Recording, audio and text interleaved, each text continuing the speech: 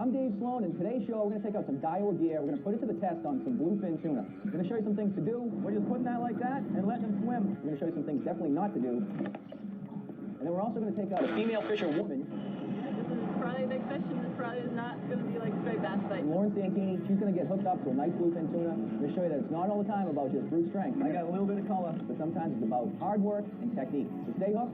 Let's go get them. Got birds, got whales. It smells fishy.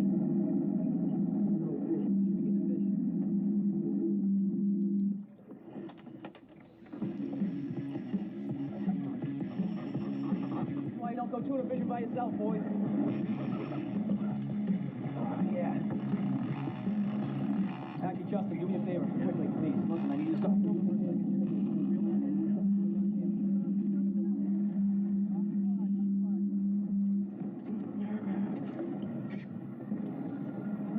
The only guy I got on the boat is my cameraman, and now he's able to get me piece by piece of the equipment that I need to get this fish. First, he gets the gimbal belt. I'm able to put the base of the rod in there.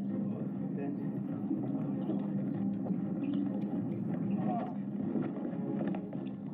oh, that was so lucky.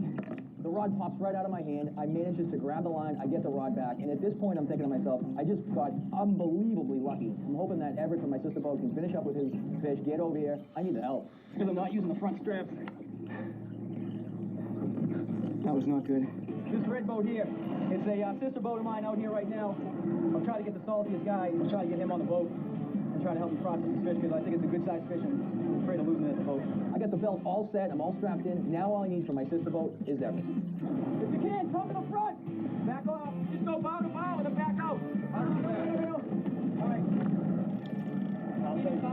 Right here, and I'm like, oh my God, no, and he was drifting back this way. I know. Learn from our mistakes. Look a little more, Captain. Go get him, Dave. So much better now. How was your fish? Brutal. And he stayed right there forever. Really? Just stayed right there forever. I'll tell you right now, I feel so much better. How's my heel, all right? You look beautiful. To be honest with you, I don't think I was really prepared. I came out here and just threw a couple baits in the water, looked around a little bit. It's kind of superstitious. I don't like to take the belt out before we get a fish. I really should have had the belt out. I should have been better prepared. I should have someone else in the boat with me, not my camera guy. His job is to film, not to help me run the boat and gap the fish. But this fish came up, ate a live pogey, screamed off a ton of line. Lots of life around this area. Lots of birds in this area, lots of bait, lots of whales. And we got ourselves a fish on the hook. I'll tell you what though, this is the first year I'm really using these Daiwa Sea Line Tournament Series. An SLT 50 wide. The drag on him was real good, real smooth. And when he was peeling off that line, you could just tell it was set perfectly. So it's a good reel. Finally able to get it back under control. We'll see what's going on here. It was completely just crazy mayhem. You really want to have a couple of helpers, a couple of hands on deck. Here we go. He's gonna make a run right now. There you go. Still strong, man. Short little pumps like this. That's what brings the fish in. You don't want to really reel your tip down to the water and then give a big pull back. You just want a short little pumps. I get a half crank at a turn at a time. It just keeps his nose up in the air so he can't dig down and run. And that's really how you feed a fish. Like right now he's starting to come up just because I kept his nose up. Watch it because he's starting to go under. Oh, good fish. There's tension on that line. I don't even have it on strike. Wow. Alright, well you know what? Stay hooked. When we come back, we're going to hopefully process this fish and show it to you. Oh, he's on the boat, he's on the boat. Back, that way. No, the other way, turn the wheels the other way. There we go. Oh, I got color, I got color. This is probably a big fish, and this probably is not going to be like straight bass bite. I got you, don't worry about that.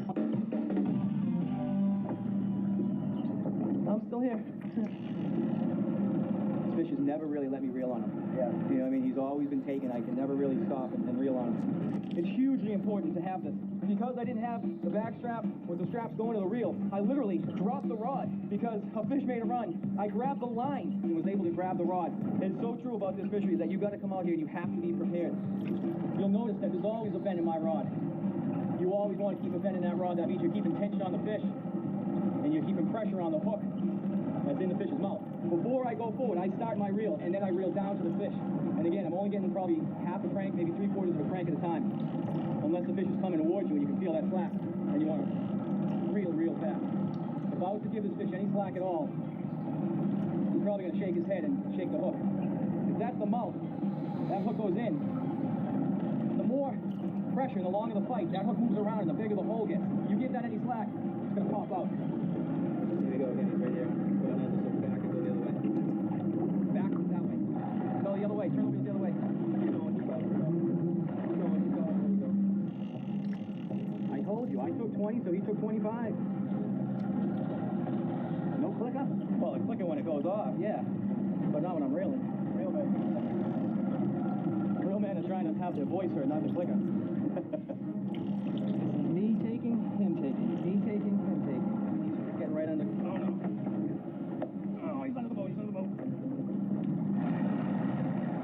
There you go. There you go. You gotta give this fish credit, man. You can fight it. Good job. And now we're fighting right now.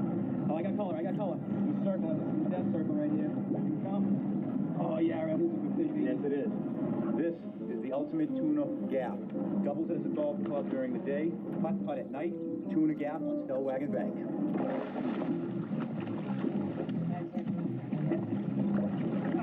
One, two, three. That, my friend, is how you get a tuna in the boat. Yes! Woo! That is a good fish, baby. If you're gonna go get one of these guys, you want to try the gap in the gill plate. The nicest meat is right back here to the top loin. That's that lower mandible, or the upper mandible right there. It's like real tough part of the fish. And these big hooks right in the corner of the mouth. That's the really tough part of the mouth where it's really the best hook. But you can see where it starts ripping open a little bit. Is why I tell you that you always have to keep some tension on it because that can come out pretty easily. That's actually good hook set. It didn't open up too much. But if I didn't try to put the boots to this fish towards the tail end of the fight, that might open up a little bit more. We could have lost the fish. You don't have to use gigantic hooks to catch big fish. I think that's an 8. So I'm 6 feet, 1 inch. Hey, what do you think? 65, 16 inches? Absolutely.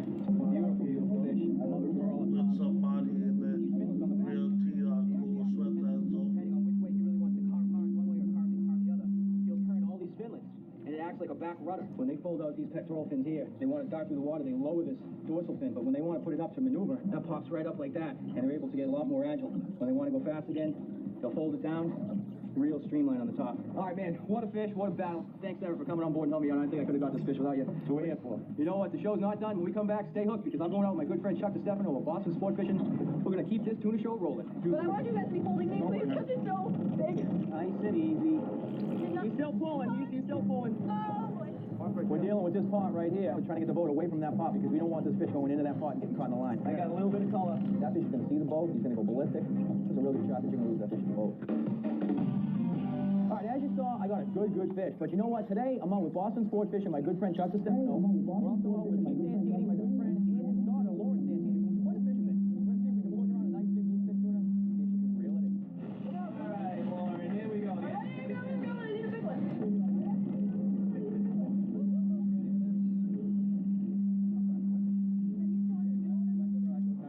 Oh, that's messed up. Right, now you But I want you guys to be holding me, please, because it's so big. Side goes to a middle swivel, your main line. We're just putting that like that, and let it swim. That's all you need. Small hook. Bring big fish sometimes. This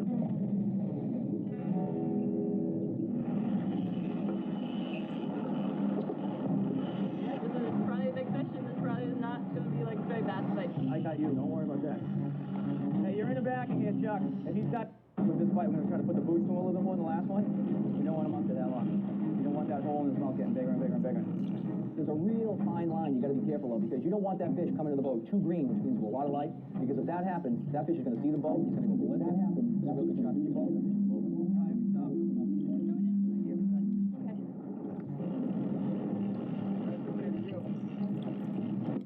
We're always kind of angling that way. There you go. He's gonna go straight down first. All right. Hey, come out of here, Lauren Santini. Fish.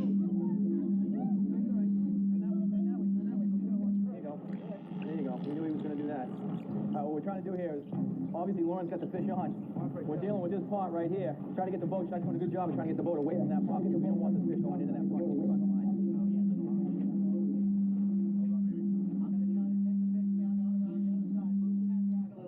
The fish went beyond that buoy right there and actually got hung up in the line. Keep cranking, keep cranking. All right, you got him out. That is tough right there. That's cat. I know you're a cat. We're trying to keep going back and forth across the line, trying to have the fish free itself. Chuck did a fantastic job of letting the drift take us back down and coming back up to free that fish. And thank God the fish finally cleared the line. Chuck did a fantastic job doing that. So We're back just with the fish. Lauren's fighting just the fish, not the line anymore. Okay. All right, you're gonna finish this fish. You're gonna feel so good about it, especially after that first one. 40 minutes into the fight, my legs were shaking, my back was aching. I give you the Rocky Balboa talk. All your love, all your power, all your strength. I'm gonna make a circle right in that corner. I don't want you to move out of that corner. I want the rod to stay away from the boat. Go. Coming up. Get ready. Half turn. We're getting it. Reel. Stop. Half turn. Go. Stop. I got a little bit of color. Go. Yep. Reel. Keep reeling. Keep it. Oh, that's real. You take. Here we go. Everybody else out of your line.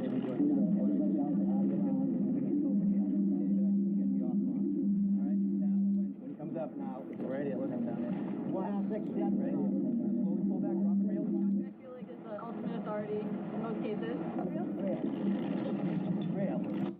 Another great thing in the water. Winds up great here in the kitchen. I am here with Joe Carey. Joe, welcome to the show. You run Simplicity Chef, which is it's not like really a restaurant, but it's more of a you come to people's homes, go to people's home. We don't do catering. Everything is cooked to order. Okay. We're available 2 hours before, provide 7, 9, and 20 courses. Okay. Well, I got you here today, and we have a beautiful piece of tuna that I got today. What are we gonna do with this? Do sesame and pepperoncino with crusted tuna with some sauteed bok choy. Okay. Sounds good. As you can see, that's a really bright red, and that's what we want to look for when we're shopping for tuna. Sure. No discoloration, and you can see that's really fresh. And that's ready to go. obviously I've seen on your website. That's one of the things that you really pride yourself on is really fresh ingredients, the freshest vegetables, the freshest fish, foods, ingredients. That's Definitely, we shop everything to order. My grandpa's a butcher in the North End. You get all our meat prime cut. Just that season, a little salt and pepper. So a little love, salt and pepper, just to give it a little flavor. Okay. Wash it with a little soy. okay. Now you cut that a certain way. I mean, across the grain. Right, just across the grain, make it a little bit firmer so it doesn't fall apart for you. Yeah, just a little brush, and that's just give it a little salty flavor. Wonderful. Then we're gonna have pepperoncino. Being Italian, I like my favorite cuisines are Asian, French, and Italian. What's in here? We have sesame seeds and pepperoncino, which are red chili flakes. Okay, so it's going to give it a little bit of Yeah, you know, sesame. Definitely give it a little bit of bite. Easiest way, just We're we're gonna gonna- coat it, yeah. love it, and Yeah, this is going to be good. I can tell already. And you said you like to cook, obviously Italian. You are Italian. You were born in. yeah, I grew up in Rome for about 12 years, and I moved to the North End, and pretty much I attempted culinary school and it lasted a year, and hated it. Really? Yeah, when I got in English, I wanted to play college basketball. Really? That's probably your point guard, I hope, right? No, I come off a pick and he drinks Come on. Really? Wow. All right. I like it. You still play it off? Here it is. Gonna move this over to the plate. Chop this, saute with a little garlic and season with some sesame oil, a little salt and pepper.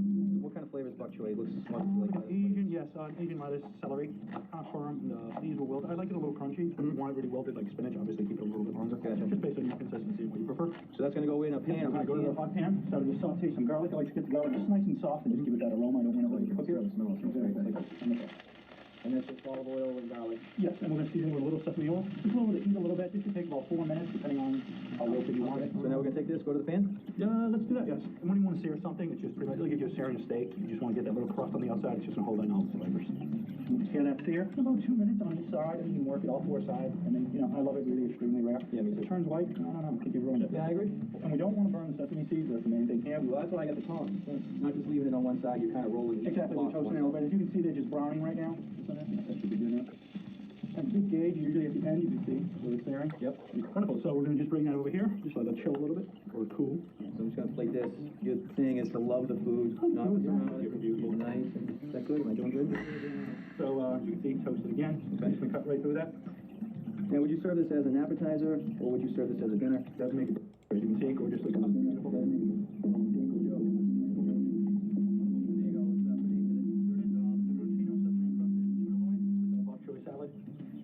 Sesame oil. I just happen to have 4. Look at that, how that works out.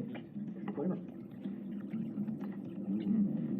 That right there is unbelievable. I love the spiciness of that pepperoncino and the sesame seeds. Well, I'm going to tell you what, Joe. Thank you very much for coming on the show today.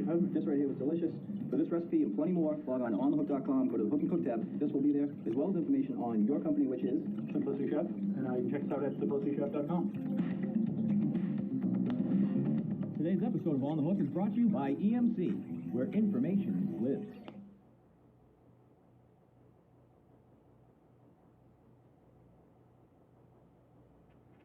You gonna arrest me? You gonna arrest me?